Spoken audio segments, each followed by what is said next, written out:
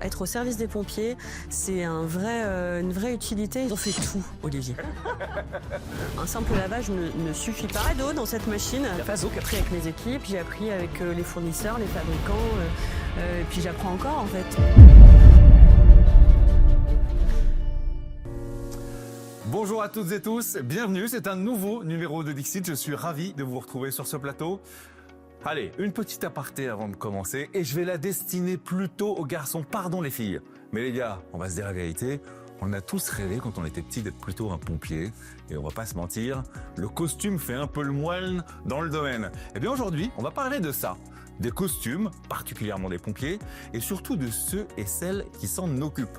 Aujourd'hui avec moi, Marie Montabonnette. Bonjour Marie. Bonjour Olivier. Bienvenue à la maison. Merci. Je le disais, on va pas déflorer le suspense tout de suite, mais ça a un rapport avec les pompiers notamment, et les vêtements des pompiers.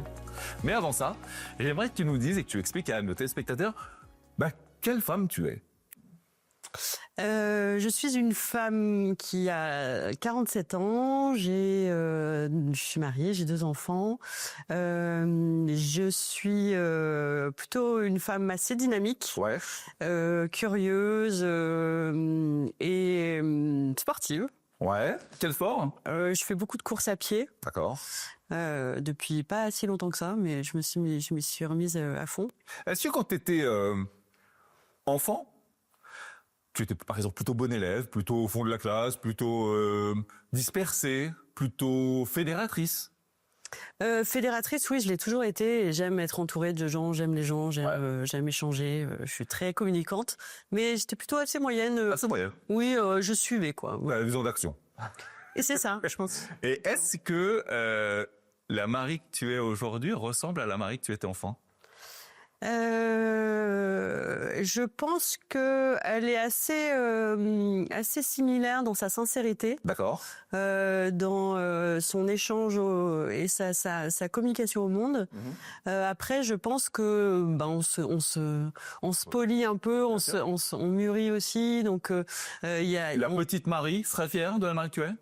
Oui, je pense parce que il y a juste une chose qui je pense est importante, c'est que quand on mûrit entre guillemets, on se fait un peu plus confiance et c'est ça qui m'a peut-être un peu manqué plus jeune en tout cas. Enfant, c'est souvent que quand on grandit, on est un peu de confiance en soi, des choses comme ça. Oui, exactement. Voilà. Oui, On l'a dit, tu es une maman et tu es aussi, et c'est pour ça que tu es là, une patronne d'entreprise.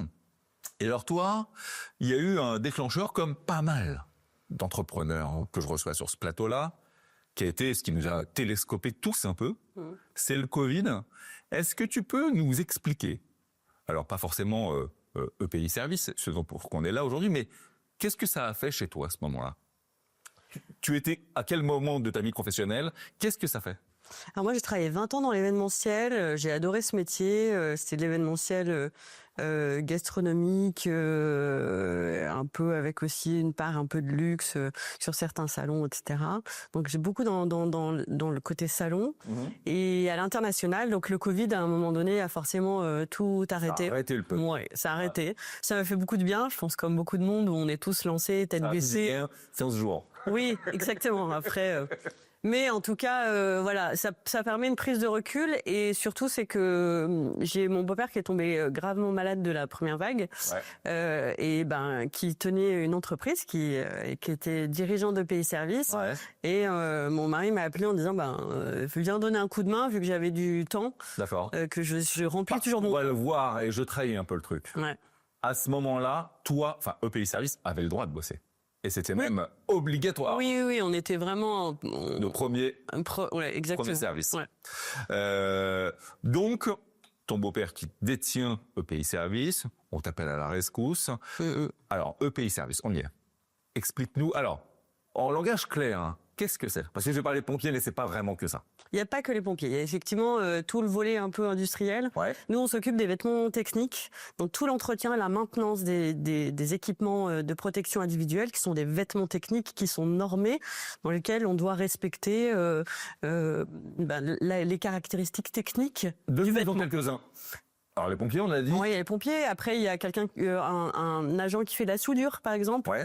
qui va avoir une tenue de protection. Ça va être des agents qui travaillent dans le BTP et qui travaillent à l'extérieur et qui ont besoin d'une protection contre la pluie, le vent, voilà. Donc ce sont des professions dont l'habit et le vêtement est indispensable. Et protège. Protège. Voilà. Et nous, notre job, c'est de maintenir cette protection. Clairement. Maintenir la protection. Donc ça va par du nettoyage, du raccommodage, de la réparation, du contrôle. Ouais. Et de la réparation. En fait, le triptyque clé, donc c'est effectivement le lavage qui est la base. Oui, mais c'est pas un lavage comme on pourrait le faire. Non, parce qu'il y a des spécificités, il y a des contaminations, il y a des souillures en fonction des typologies de métiers qu'il faut bien savoir laver. Il faut avoir une technicité là-dessus. Ouais, exactement. Et ensuite, il faut le contrôler pour savoir si la tenue respecte l'intégrité d'agent. Et si elle ne la respecte pas, nous, on a un atelier de confection qui permet de réparer cette tenue. Et ça a été monté, le business model de l'entreprise a été monté comme celui-ci. C'est très vertueux quand même. Oui, je pense que c'était très avant-gardiste à l'époque. Absolument. Parce qu'il y a vraiment cette éco-responsabilité qui est inscrite dans l'ADN de l'entreprise. Ouais, c'est déjà inné dans la boîte. Oui. Tu le disais, tu venais de l'événementiel, tu retrouves un nouveau métier à ce moment-là, quelque part, un peu contrainte, puisque tu dois reprendre un peu la suite. J'ai noté, en travaillant sur ton entreprise, apprentissage, développement international et reprise, ou en tout cas création de l'entreprise. Quelle est la partie de ces trois métiers qui a été le plus difficile pour toi à présenter? Apprendre quelque chose de nouveau? Je dirais que c'est plus le challenge que la difficulté. La particularité quand on est chef d'entreprise, c'est de pouvoir, c'est d'avoir connaissance d'une multitude de sujets. Et c'est vraiment ça la difficulté au départ, parce que moi, il faut que je m'y connaisse en chimie, en technique, de machines, que ce soit pour les machines à laver que celles qui réparent. Et ça, tu découvrais tout de from scratch ou Oui, complètement from scratch. C'est quand même pareil, c'est osé quand même. Hein. Oui, et j'y suis vraiment allée petit à petit. Je suis pas allée en cow-boy en disant les gars, moi je vais sauver la boîte, pas du tout. Ah ouais. Non, je suis vraiment allée en disant je vais donner un coup de main. Ouais. Et je suis rentrée vraiment sur l'aspect commercial au départ. D'accord. Et puis j'ai rencontré les clients, puis petit à petit, en fait, je me suis prise au jeu parce qu'il y a un vrai sens quand même dans cette entreprise quand on est en soutien, de ce type de métier. Donc j'y suis allée petit à petit, puis j'ai appris sur le terrain, j'ai appris avec mes équipes, j'ai appris avec les fournisseurs, les fabricants, et puis j'apprends encore en fait. Donc, t'es heureuse aujourd'hui? Ouais, je suis épanouie, j'aime ce que je fais. Ouais. C'est vrai que tu avais peut-être fait une fin de cycle dans ton métier précédent, 20 ans. On peut dire que tu connais un peu bien. Ouais, j'avais fait le tour, je pense. Tu avais fait un peu le tour, et là tu redécouvres. Même si j'ai adoré, hein. Oui. Ouais. C'est vraiment autre chose. Mais à côté de ça, il y a quand même plein de compétences, de qualifications de mon ancien métier qui me servent aujourd'hui, notamment l'adaptabilité. Oui, bien sûr. Quand on est dans l'événementiel, l'imprévu fait partie du métier. C'est vrai. Et dans l'agilité. Exactement. Et quand on est chef d'entreprise, on a osé. Et ça arrive souvent. Donc, tes amis, tes copains, qu'est-ce qu'ils disent de ton métier? De mon métier? Qu'est-ce qu'ils disent de cette femme d'entreprise, de ce métier?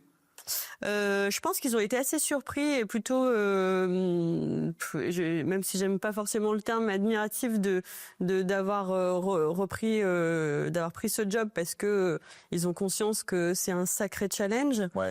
Après, je pense qu'il y en a certains qui le découvrent. C'est pas connu en fait tout cet entretien et Pour moi, on travaille un peu dans l'ombre en fait. Hein? Pour moi, on remplaçait. Ouais, mais c'est un coup les tenues en fait. J'ai essayé les pompiers. Ouais, c'est sûr. Oui. Ouais, pour moi, un pompier, il avait son temps. Par exemple, s'il allait et que c'était contaminé pia, il en changeait pour moi. Oui, mais il faudrait beaucoup d'argent pour ça. Ça serait tragique, par exemple. Je suis pas sûre que à l'heure actuelle ce soit possible. On parlait tout à l'heure de métiers avec des décontaminations. Pour chacune des spécialités de la boîte. Oui. Moi, ça me parle pas. C'est-à-dire, je vois à peu près ce que c'est, mais technologiquement parlant, qu'est-ce que ça entend décontaminer un vêtement? pratiquement, comment ça marche? En fait, quand un agent, notamment, on va prendre l'exemple des pompiers qui vont au feu, il y a plein de particules qui volent, parce que c'est issu de la combustion du feu, de l'incendie, etc., et qui viennent se déposer ou s'incruster petit à petit dans la fibre du vêtement. Donc elle devient dangereuse pour l'homme. Elle est pas très bonne. En tout cas, effectivement, il faut l'enlever parce que il y en a certaines qui peuvent être avérées cancérogènes, etc. Donc on l'enlève et pour l'enlever, un simple lavage ne suffit pas. Donc on a développé, on fait des tests.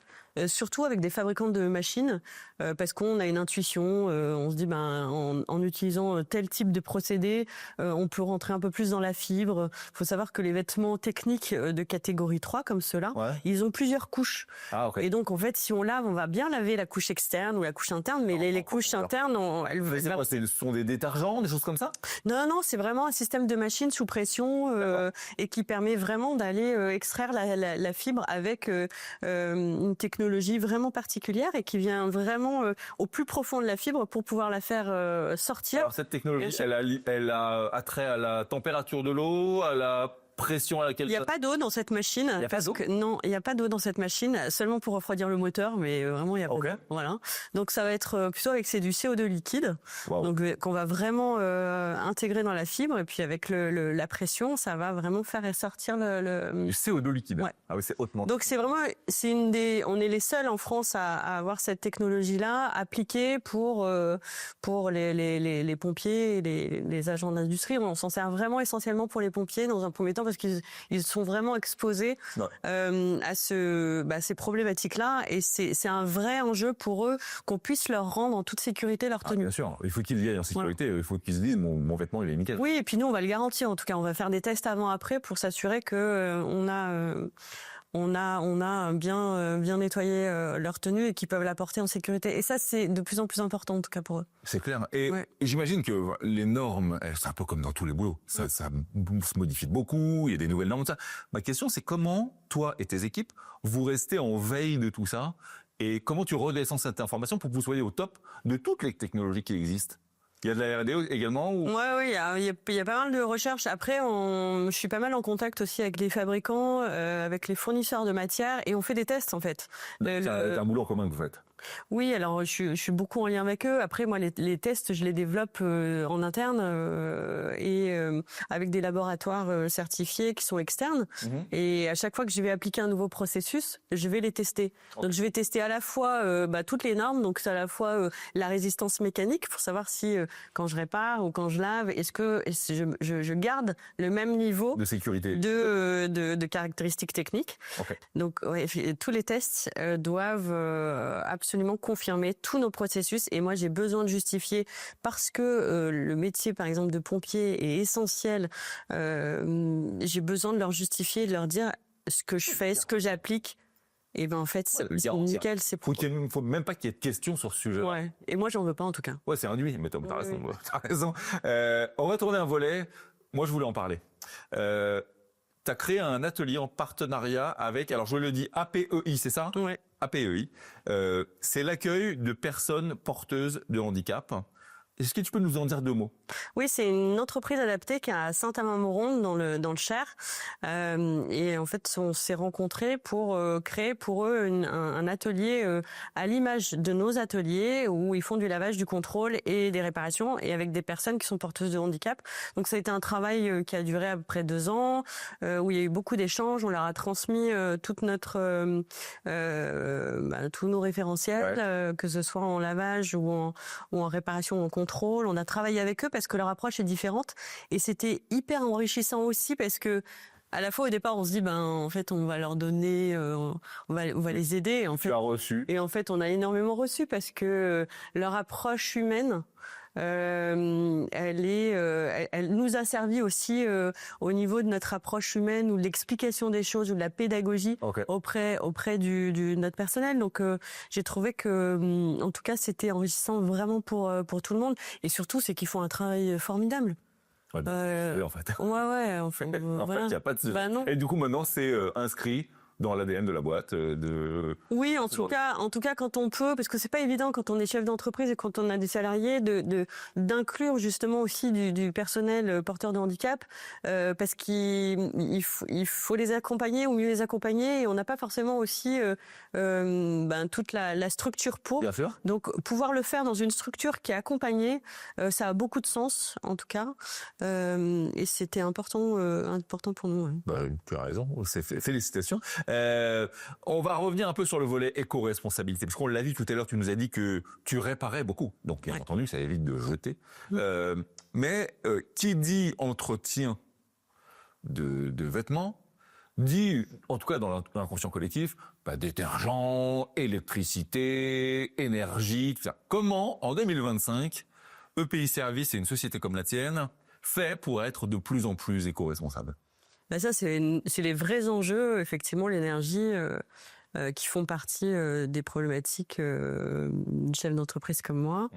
Ce qui est important, il y a de plus en plus de machines qui sont aussi moins énergivores. Donc, c'est comment on remplace les machines, quel type de machine on va utiliser et qui va utiliser moins d'eau. Il y a des technologies aussi. Et là, on parle de détergents, mais on parle aussi de technologies qui permettent d'apporter aussi, ou des gaz qui permettent d'apporter une désinfection qui est différente quand on parle de l'ozone, du plasma. Il y a un monde où il y a plein de choses et qui peuvent certaines fois venir remplacer à un moment donné du cycle un produit détergent. Je parlais tout à l'heure de la machine de décontamination, elle n'a pas d'eau et en termes d'énergie, elle consomme très peu d'énergie. Donc ça, c'est vertueux et c'est vers ce type de machine que je pense il faut qu'on aille. En tout cas, après on pourra jamais vraiment à ce jour enlever complètement l'eau parce qu'aujourd'hui lavage à l'eau fonctionne bien et marche bien. Après l'innovation technologique fait qu'il y a des nouvelles choses qui sortent régulièrement. Je veux dire, c'est une préoccupation que tu as en tant que chef d'entreprise quand même. Oui, complètement. Mais j'ai envie de dire presque comme la maman que tu es, c'est-à-dire que c'est quel monde on laisse à nos enfants demain et quel poids je peux avoir en tant que chef d'entreprise pour insuffler tout ça. Là, on va reparler un peu de toi. Quand on a préparé cette émission, prendre du temps pour soi.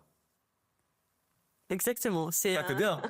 Dans l'absolu, c'est super. C'est génial. Ouais. Mais visiblement, donc tu sais que c'est important. Oui, c'est important. Comment je fais ? Je fais pas. En fait, j'essaie de le faire parce que ça fait du bien. Ça permet aussi de se ressourcer et de prendre du recul sur les situations.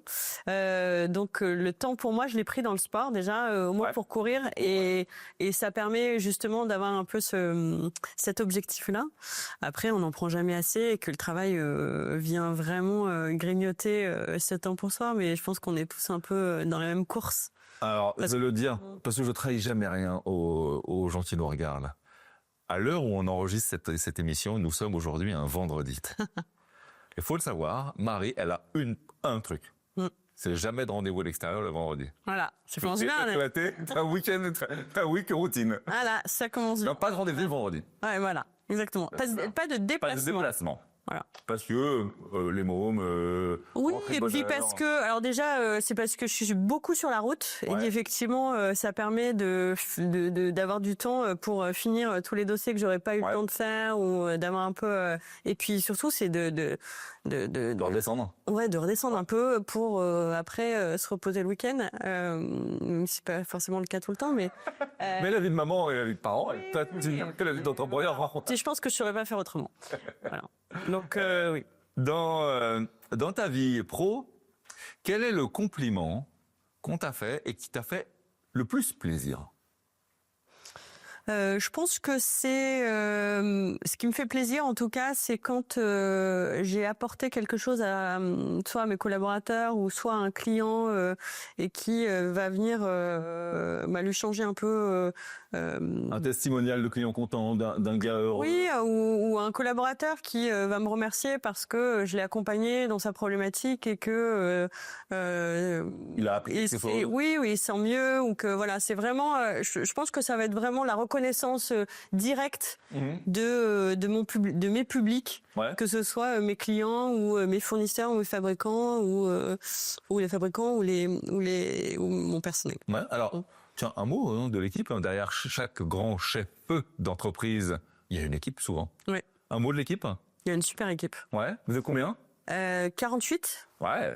Sur plusieurs ateliers, parce qu'on est plusieurs unités, il y a 3 ateliers. C'est national, hein? Ouais, on est une entreprise nationale. On a 3 ateliers pour justement être au plus proche des clients. T'attends à avoir un maillon. Ouais, l'objectif c'était pas d'avoir une grosse usine et puis de partir un peu partout, parce qu'on a aussi des camions qui sont sur la route. Donc l'idée c'est aussi d'optimiser tout ça et puis d'être vraiment en proximité, parce que quand l'été ça brûle, faut bien qu'il y ait aussi quelqu'un qui soit pas loin et qui puisse réagir en 2-3 jours, ce qui est aussi notre cas.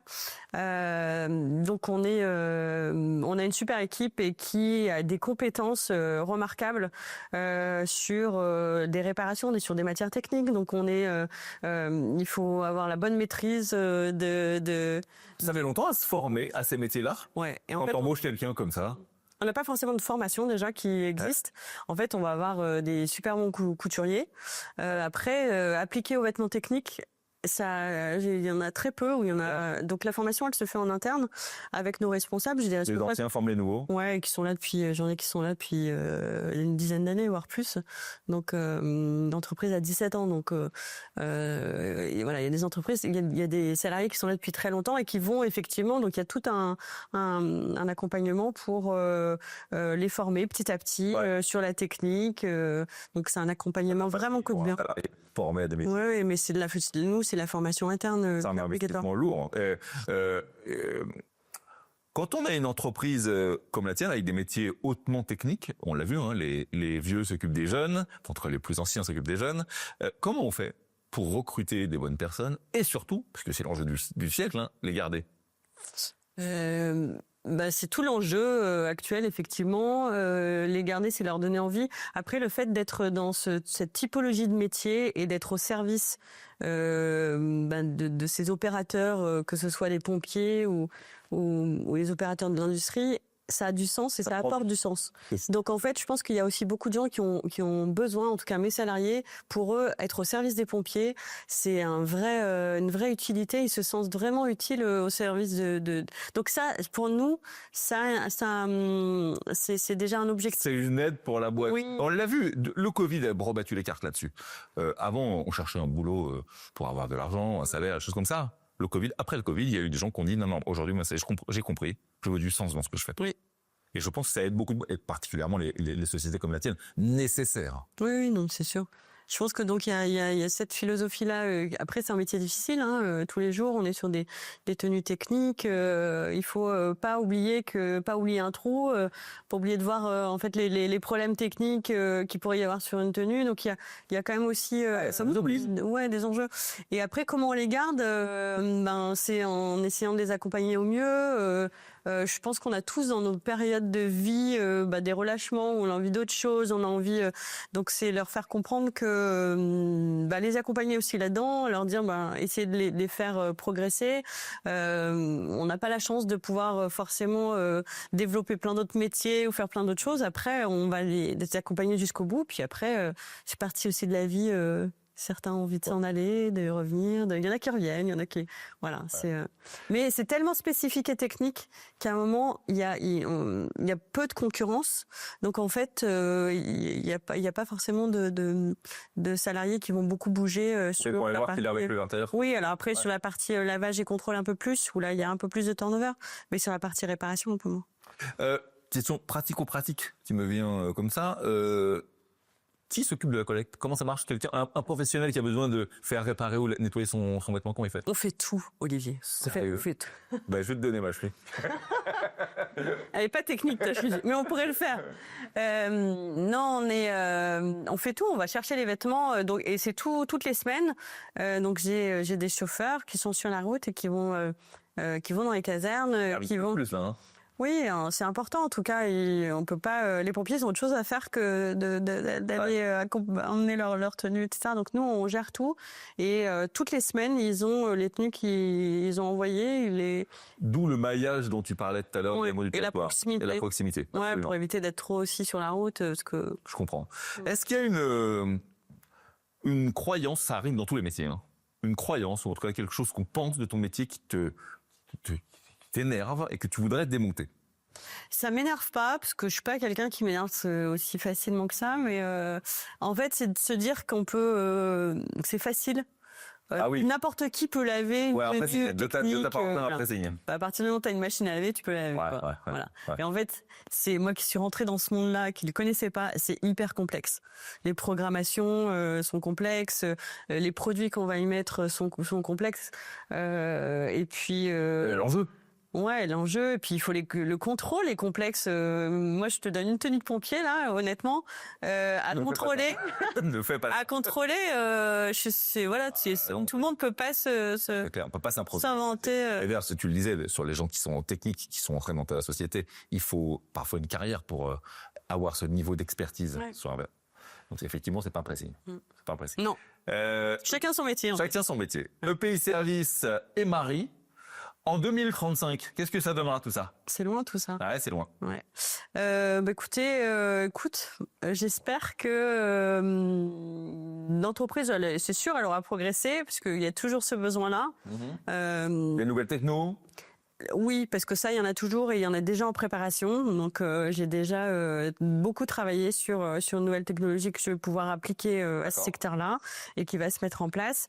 C'est l'ouverture d'autres sites pour justement élargir le maillage. Parce que là, je suis vraiment sur un axe nord-sud, sud-ouest un petit peu. Ouais. Donc, l'idée, c'est aussi d'aller à l'ouest. Donc, c'est voilà, étendre le maillage. Particulièrement pour les pompiers, je te dis, c'est important à mon avis. D'aller vraiment sur l'eau. Oui, non, après un peu partout, il y a un peu partout. Il y a chaque département a ses propres enjeux et problématiques, donc il faut pouvoir y répondre. Question comme ça, parce qu'en fait on en parle à tous les déjeuners d'affaires, de copains et tout ça. L'IA, non, toi? Si, il y a. De toute façon, c'est dans tous les métiers, ça va partout. Dans quoi?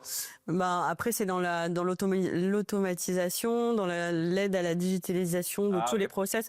Il faut savoir que dans ces métiers-là, il y a une traçabilité qui est importante, elle est même essentielle. On est obligé de retracer la vie du vêtement et ce qu'on y fait dessus. Ah ok, d'accord, donc de la data finalement. Donc à partir du moment où je la lave, je la décontamine, je la répare, tout est inscrit. Ouais, et tout est inscrit. Donc tout ça, c'est comment on optimise, comment on aide aussi, comment on apporte aussi un peu plus de service à nos clients pour la meilleure compréhension de leur parc d'habillement, savoir comment on peut les accompagner, les aider à optimiser à la fois leur budget et puis les remplacements des tenues, etc. Donc ça existe déjà, mais il y a plein d'opportunités d'optimiser tout ça. Oui. C'est combien comme ça, c'est combien de temps la tenue de feu d'un pompier? Aujourd'hui, ça dure combien de temps, c'est comme ça? Alors, on va jusqu'à 25 lavages normalement, mais on les lave pas autant de fois que ça, il faut le savoir. Après, on peut aller au-delà. Mais en moyenne, une tenue, elle tient 10-15 ans. Ah oui. Ouais. Ça va, c'est quand même. Oui, c'est 15 ans, d'accord. Okay. Mais ça veut dire qu'il faut aussi y appliquer des prestations de réparation nécessaires, parce que un pompier, il regarde pas le feu, il est dans l'action, donc il s'accroche et voilà. Eh ben écoute Marie, on en sait beaucoup plus maintenant sur ces fameux vêtements qu'on regarde passer comme ça, mais sans se douter de ce qu'il y a derrière. Merci d'avoir partagé, d'avoir pris ce temps avec nous. Vous qui nous regardez, on va vous mettre toutes les informations sur EPI Service juste en bas de cette vidéo, vous trouverez, et sur Marie. Appelez-la. Allez vous renseigner, allez sur son site. Avec plaisir. Ouais, episervice.fr. episervice.fr et vous en saurez plus donc sur ce beau métier nécessaire finalement au rêve des petits garçons de devenir un jour pompier. Et les petites filles, il y a des gens aussi, il faut qu'elles viennent aussi. Tac. Marie, merci beaucoup. Vous qui nous regardez, on se retrouve très vite pour un nouveau numéro de Dixit. D'ici là, tâchez d'être heureux parce que le reste, ça vient toujours après. Bye bye.